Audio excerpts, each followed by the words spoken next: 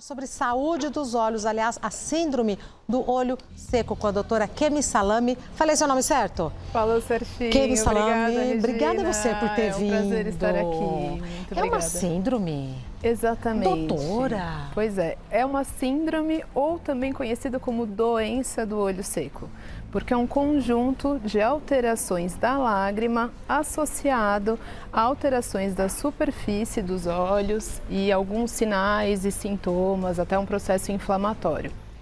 Pode acontecer da pessoa não produzir mais lágrima? Pode acontecer. É bem complicado, às vezes é um pouco negligenciado, mas é uma das principais causas que levam as pessoas ao oftalmologista. São os sintomas e os sinais de olho seco.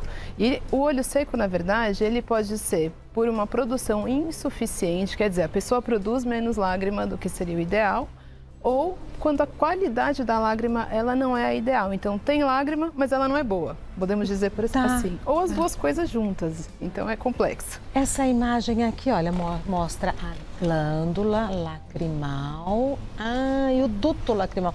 Então aqui o cantinho do olho é por onde ela sai. Exatamente. Essa imagem ela é bem legal porque ela mostra essa glândula lacrimal. A gente chama essa glândula de glândula lacrimal principal. Fica aqui? Fica exatamente aqui. Às vezes até puxando a pálpebra, olhando para baixo, dá para vê-la, tá?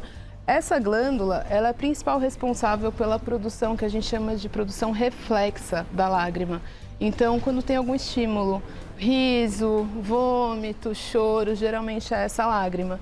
Mas é importante a gente dizer que na conjuntiva, que é essa parte branca do nosso olho, nós temos diversas glândulas, que são as glândulas lacrimais acessórias, são bem pequenininhas e elas sim fazem a secreção basal da lágrima. Vamos aos mitos e verdades? Vamos lá. Doutora Kemi Salami, é mito ou verdade que olho seco pode estar relacionado à inflamação das pálpebras? É verdade, Regina, é verdade. Como eu estava falando sobre as glândulas, nas pálpebras nós também temos glândulas que participam da formação da lágrima. E essas glândulas, elas produzem uma parte da lágrima que é responsável pela, que a gente chama estabilidade, que é para a lágrima não evaporar antes do tempo. Então, quando a gente tem uma inflamação palpebral, a gente vai ter uma lágrima mais evaporativa, aquilo que eu te falei, da qualidade da lágrima que não é boa. Então, é uma verdade. É mito ou verdade que lacrimejamento excessivo não é sintoma da síndrome do olho seco? Isso é um mito. Tá? Uma pegadinha. Essa é a pegadinha. A pessoa fala, mas eu lacrimejo tanto, como é que meu olho vai ser seco? O olho, quando ele sente que a lágrima não está conseguindo lubrificar a superfície da forma correta, ele vai ser estimulado a produzir mais lágrima. Para tentar compensar. Exatamente, mas aí é uma lágrima de baixa qualidade ou já tem algum processo inflamatório na superfície, então tem um olho seco apesar de ter muita lágrima escorrendo ali. O corpo humano é maravilhoso, né? Maravilhoso. É incrível, que máquina perfeitinha, né? Perfeita. É mito ou verdade que, menopausa aumenta o risco de olho seco? Essa é uma grande verdade, Regina. Inclusive, assim, eu falo, os principais fatores de risco para ter olho seco são ser mulher e ter mais de 50 anos. Poxa vida. Então, por alterações hormonais, realmente isso é uma verdade, aumenta muito, é bem comum em mulheres após a menopausa. Doutor, então os hormônios afetam até a lágrima da gente? Até a lágrima, incrível. Incrível. Incrível. É mito ou verdade que o uso de telas pode prejudicar a síndrome do olho seco? É verdade também. Isso pode prejudicar, mas não desencadear.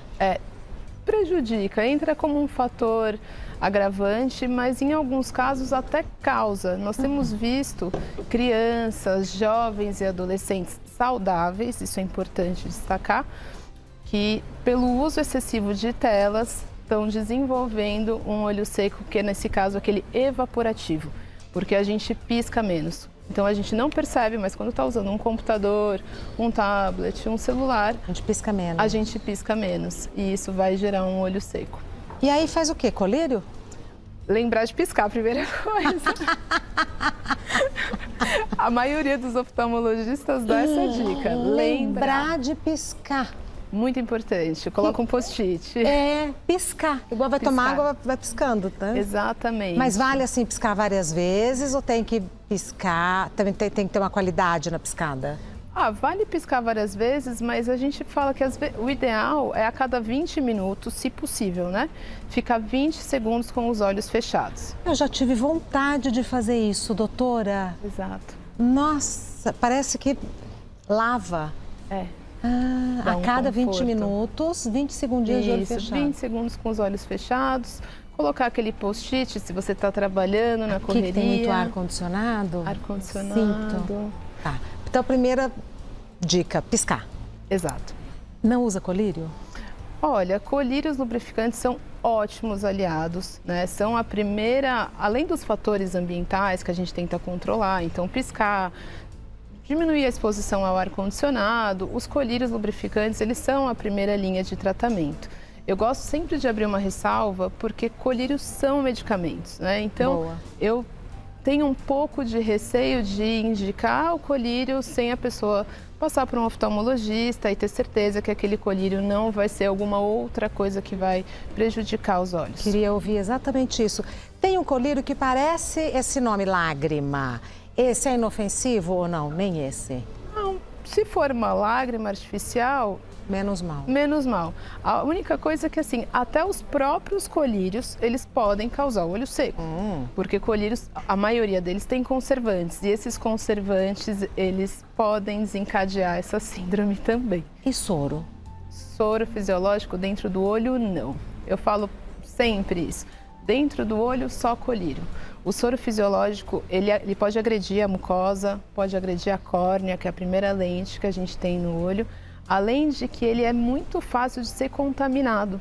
Então, quando você já tem um machucadinho ali no olho, usa um soro ali dentro, as chances de você desenvolver uma infecção mais grave, ela é maior. Então, ter em mente que colírio é medicamento. Exato. E quem prescreve medicamento é a médica. Exatamente. Temos perguntas do pessoal de casa, já venho. Tá, joia. Vou para a saletinha. Vamos para as perguntas do pessoal de casa. Doutora Kemi, é um assunto aí que a gente pode, já fiquei pensando em lente, é um assunto que a gente está só começando, né? Isso, dá pano pra manga Pano pra mesmo, manga. Regina. Vamos para a primeira pergunta. Vamos. Da Maria Aparecida. Pessoas que possuem a síndrome do olho seco. Ah lá, olha, parece até que eu sabia e não sabia. Podem usar lentes de contato? Essa pergunta ela é ótima, na verdade. E aí eu vou abrir outra ressalva. A lente de contato ela tem que ser adaptada pelo médico, pela médica oftalmologista, porque nessa adaptação a gente avalia o filme lacrimal. Então, depende, a resposta é depende. Em casos leves a moderados de olho seco, a gente pode adaptar uma lente usando todos os recursos que a gente tem para controlar esse olho seco. Agora, o olho seco grave é uma contraindicação absoluta, quer dizer, não pode usar lente de contato. Por isso que a pessoa não deve comprar lente pela internet, olhe na ótica sem orientação, porque pode causar um problema também. Como que é feita essa adaptação à lente de contato? Primeiro a gente faz a consulta de rotina. Tem que examinar tudo bonitinho. Exato, ver o grau certinho. O grau do óculos nem sempre vai ser igual ao grau da lente. Tem um cálculo, porque a lente está encostada no olho. O óculos ele está um pouco distante. Então, tem todo esse cálculo. Aí a gente avalia a parte anterior do olho, um exame que chama biomicroscopia, aquele que a pessoa encosta o queixinho, avalia o filme lacrimal, avalia se não tem nenhuma alteração da superfície, nada que contraindique, algum processo inflamatório. E depois a gente vai ver qual o melhor tipo de lente para aquela situação e vai adaptar, colocar, ensinar a pessoa a manipular, a limpar. Tudo isso é importante nesse processo. É um aprendizado, hein, doutora? Sim. Aprendizado. Próxima pergunta. Mariana, os meus olhos ficam vermelhos com frequência e às vezes lacrimejo bastante. Pode ser a síndrome do olho seco? Pode sim. Entre os principais sinais e sintomas da síndrome do olho seco, nós temos hiperemia, que é o olho vermelho, lacrimejamento, sensação de areia, sensação de que tem alguma coisa arranhando, essa necessidade de piscar, de fechar os olhos, principalmente ao fim do dia. Então, sim, podem ser sintomas do olho seco. Vale investigar uma consulta, com né? certeza, com certeza. A Ingrid diz o seguinte, lavar os olhos com soro fisiológico pode ajudar a melhorar o olho seco? Já aprendemos. Essa daí a gente já aprendeu. Não, Ingrid, não pode. O soro fisiológico ele não serve para lubrificar os olhos. A gente acaba usando em situações específicas de trauma, em pronto-socorro, em outras situações a gente acaba usando o soro fisiológico. Mas em casa, não. Mais uma, da Lara. Nome lindo. O uso de anticoncepcionais pode tornar a mulher mais propensa a ficar com os olhos secos? Sim, Lara, pode sim. Alguns tipos de medicação, eles aumentam essa chance de desenvolver olho seco, entre eles os anticoncepcionais orais. Outras medicações muito comuns que muita gente usa são os ansiolíticos, antidepressivos, diuréticos e até antialérgicos. Afeta até o... As pessoas tomam antialérgico, doutora. Que nem água. Eu sei. Então pode afetar até o olho, entre outras pode. Complicações. Exatamente, pode gerar um olho seco.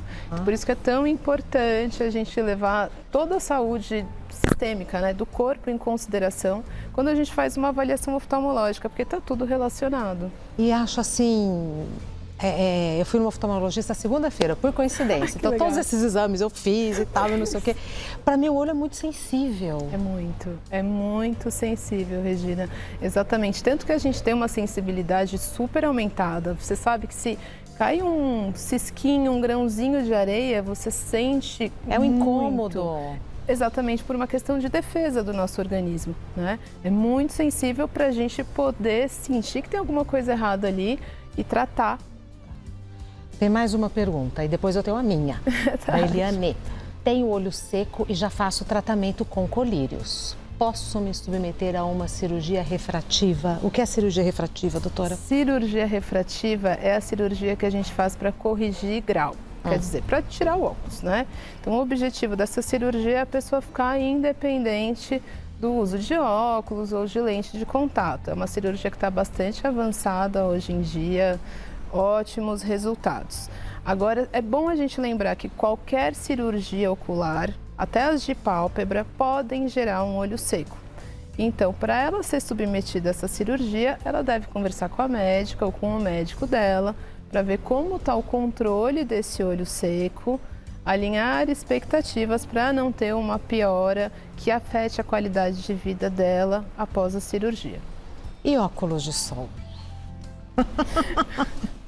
A gente vê uns lindos, tão baratinhos, né, doutora? E óculos de sol? Me conte. Ai, ótimo. Então, óculos de sol, eles são muito importantes para os olhos, tá? Mas eles devem ter proteção contra a radiação ultravioleta. A radiação ultravioleta é como protetor solar. Imagina você usar um protetor solar que, na verdade, é um creme. Exato. Então, um óculos escuro, sem proteção, ele é como se você estivesse sem nada. Então é pior, porque você acha que está protegido e ó, pá.